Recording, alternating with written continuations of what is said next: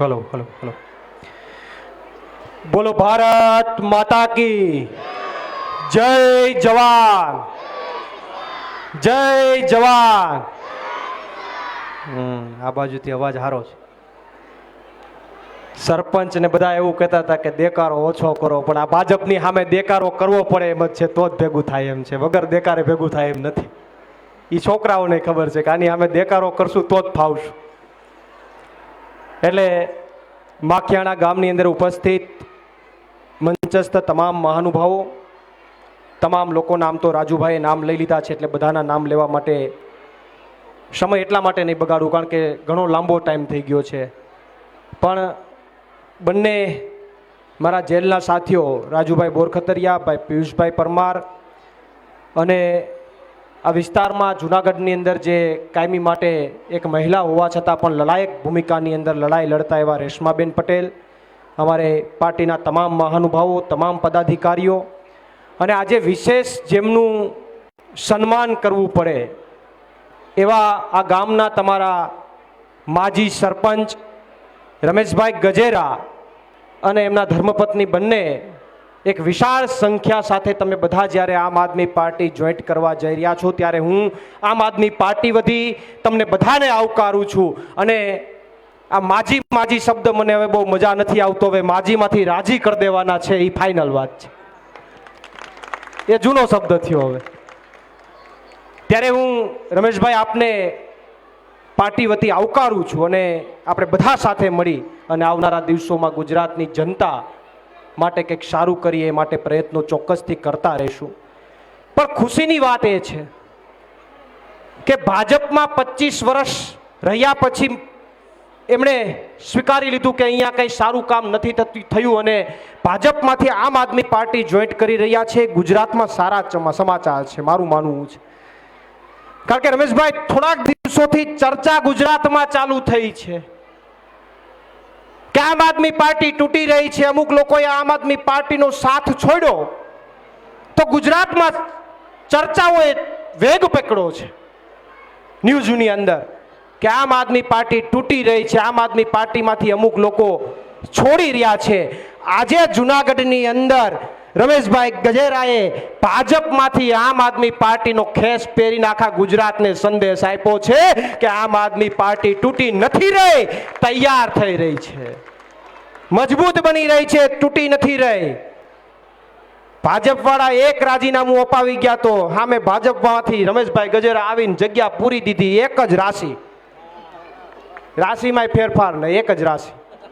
પિયુષભાઈ, હા, મને 2 દીથી મીડિયા પાછળ પડ્યું હતું, જગ્યા જગ્યા લ્યો, પુરાઈ ગઈ જગ્યા, આમાં થોડી જગ્યા રહી, આમાં તો આ તો રાજકારણ છે, આમાં તો ફટ લઈને પુરાઈ જાય।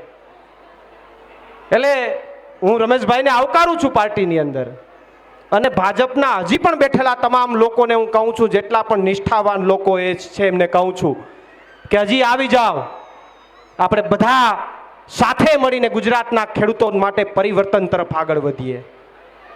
જે ચાલી રહ્યું છે ત્યાં જે ચર્ચાઓ ચાલી રહી છે, જે વાતો ચાલી રહી છે એને મુબારક,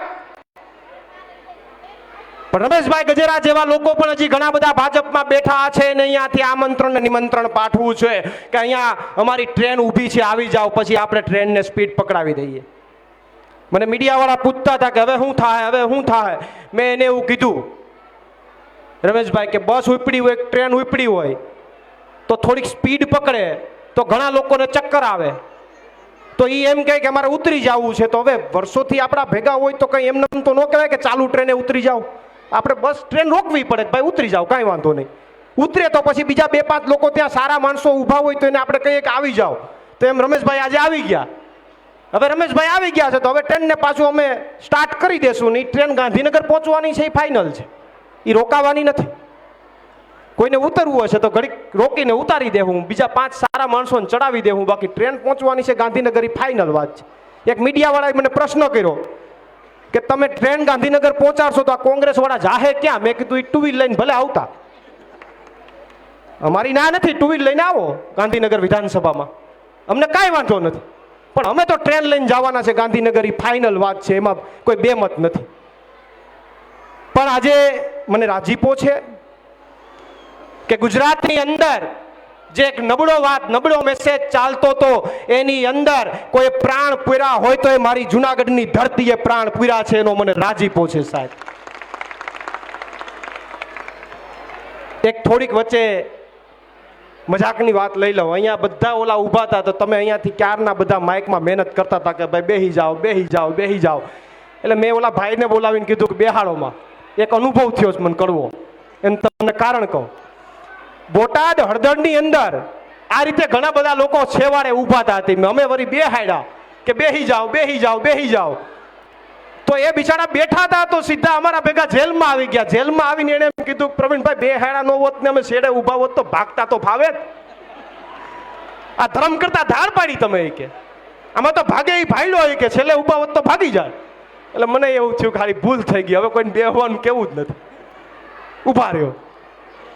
પણ મહત્વની વાત એ છે, વિશેષ ચર્ચા ન કરતા હું ટૂંકમાં મારી વાત પૂર્ણ કરી અને મારી વાણીને વિરામ આપીશ કે હવે આવનારા દિવસોમાં આપણે બધાએ સાથે મળીને આ લડાઈને મજબૂત કરવાની છે, આમ આદમી પાર્ટીને જીતાડવાની છે. હું તમને કારણ કહું, આજે બજેટ આવ્યું, વિધાનસભાની અંદર બજેટ આવ્યું, તમે કદાચ જેટલા લોકોએ જોયું હશે અથવા નહીં જોયું હોય તો કાલ ખબર પડી જાય.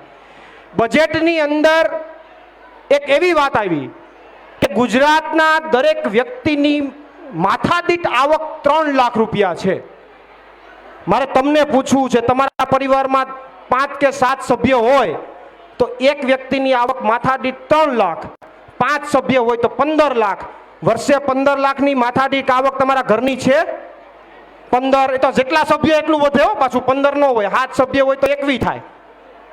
તો આ માથાદીઠ આવકની મોટી મોટી વાતો કરે કે ભાઈ ગુજરાતમાં એક વ્યક્તિની માથાદીઠ આવક 3 લાખ રૂપિયા. બજેટની અંદર ખેડૂતો માટે કાંઈ નથી. બજેટનું નામ આપ્યું મોટું, 4 લાખ કરોડ. આપણે તો મીંડાઈ ગણતા ગણતા થાકી જાય, ભેગું જ નથી થાય એમ. 4 લાખ કરોડનું બજેટ, એટલા કરોડનું બજેટ દર વર્ષે આવે, વાતો થાય મોટી. આ ગામમાં કઈ મેળ ન હોય, ગામમાં રસ્તા તૂટી જતા હોય, ગામમાં કોઈક માટી ચોરી જતું હોય, ગામમાં કેમિકલનું પાણી આવતું હોય જેતપુરથી. 4 લાખ કરોડનું બજેટ આવે, માત્ર વાતો થાય, વાયદાઓ થાય, નીચે કઈ આવતું નથી. ગામમાં ટાંકી હારી ન હોય, ગામમાં રોડ હારો ન હોય, વિસ્તારની અંદર કાંઈ ન હોય, ઉપર વાતો થાય, નીચે કાંઈ આવતું નથી. 4 લાખ કરોડનું બજેટ લો. એમાં 97 કરોડ તો ગાંડા બાવળને કાઢવાના છે. ગાંડા બાવળ ઉગી ગયા હતી કે 97 કરોડ રૂપિયાનું બજેટ ફાડવું ગાંડા બાવળને કાઢવાનું. એટલે આ વગર બજેટે આપણે આ ભાજપના ગાંડા બાવળ કાઢ નાખવાના છે. 97 કરોડ હું કેમ વાપરવા? વગર બજેટે ઉલાળો ભાજપના ગાંડા બાવળને. આખી જે બજેટની અંદર ઘણી બધી ચર્ચાઓ, ઘણું બધું હજી તો એનું વિસ્તૃતીકરણ થશે, એમાં જોઈશું, એમાં અભ્યાસ કરીશું ત્યારે ખ્યાલ આવશે.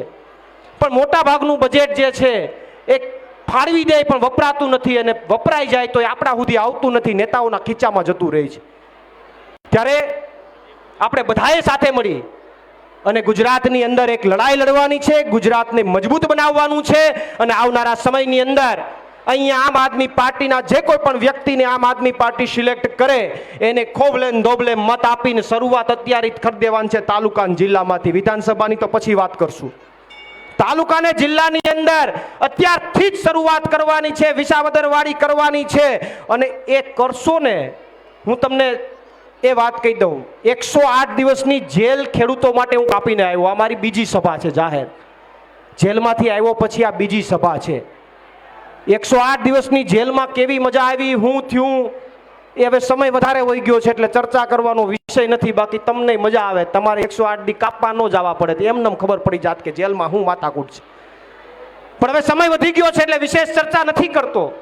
પણ 108 દિવસ સુધી તમારા માટે, ખેડૂતો માટે પીડા ભોગવીને આવ્યા છીએ. પરિવારથી અલગ રહીને આવ્યો છું, ઘણી બધી યાતનાઓ, ઘણી બધી પીડાઓ સહન કરીને આવ્યો છું, છતાં તૂટ્યો નથી, છતાં હું ડગ્યો નથી, છતાં મારા મનોબળને તૂટવા નથી દીધું. પણ હવે આવનારા સમયમાં અમારા મનોબળને મજબૂત જો રાખવું હોય તો આવનારા સમયમાં ચૂંટણીઓ આવે ત્યારે ઈવીએમમાં આમ આદમી પાર્ટીનું બટન દબાવશો તો અમારું મનોબળ હજી વધારે મજબૂત થશે. તમારા હાથમાં છે અમારા મનોબળને મજબૂત રાખવું કે તોડી નાખવું. અમે આ ભાજપ જેવી તાકાતની સામે પથ્થર બનીને ઊભા છે, શિલા બનીને ઊભા છે, નથી તૂટતા. પણ હજી વધારે અમને મજબૂત બનાવવા કે અમને તોડી નાખવા એ તમારા હાથમાં છે સાહેબ. શું કરવું શું ન કરવું એ તમારા હાથમાં છે. પછી મત ન આપો અને પછી એમ કહો કે આ મારા દીકરા બધા નબળા છે, કોઈ હલતા નથી. પણ તમારે મજબૂત કરવાનું હથિયાર તો તમારી પાસે છે. તો આપ સૌ આવનારી ચૂંટણીઓમાં મજબૂતાઈથી આમ આદમી પાર્ટીને સમર્થન આપો.